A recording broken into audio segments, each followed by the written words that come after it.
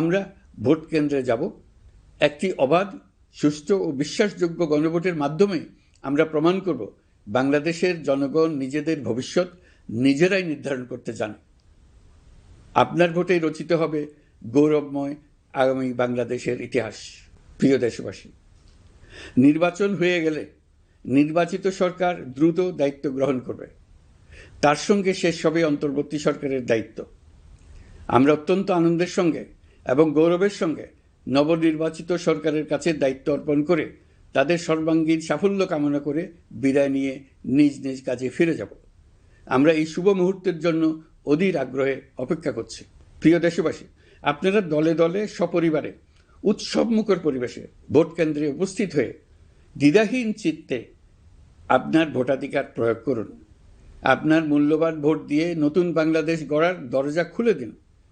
দেশের চাবি আপনার হাতে, সেই চাবিটি সঠিকভাবে ব্যবহার করুন।